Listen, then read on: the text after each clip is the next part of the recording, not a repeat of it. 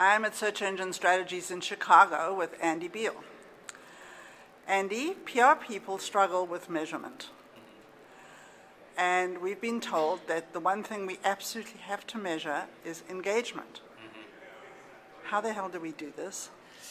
I think that the trouble with a question like that is that there's not one answer, one size that fits all. I just actually provided some commentary on a new report that just came out from Seascape and eConsultancy, if you want to check that out, which is all about how do we measure engagement.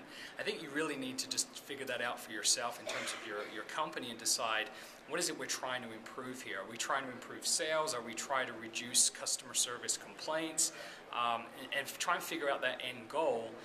Then figure out the demographic of your customers. Where are they likely to hang out? How are they likely to communicate with us? Because you may find that your customers don't really hang out on Twitter. So therefore, trying to engage with them on Twitter is pointless because they're more of the demographic that maybe hangs out on LinkedIn or maybe Facebook. So you need to identify where they're going to hang out. And then you need to just make a real honest, transparent effort to connect with them, and not just connect as a brand, but have the people within your company have their personalities available and just kind of say, hey, I work here, I'm in customer service, what can we do to help?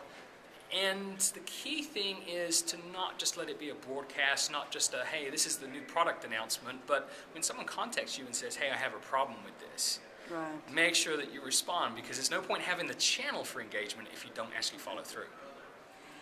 Is there any way that there's some kind of a number, a metric?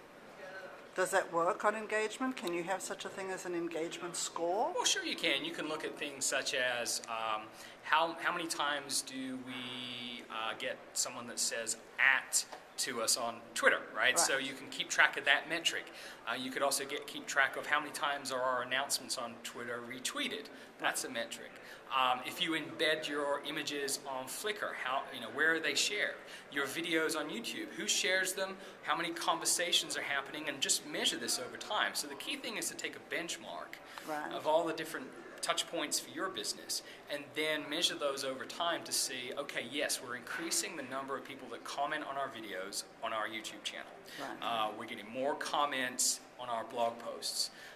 We're seeing greater discussions happening on this particular message boards because now we have an official rep that goes in there and answers questions. And then the tough part is to then kind of correlate that with the bottom line. Right? So you've got to then look at how is that increase in sales.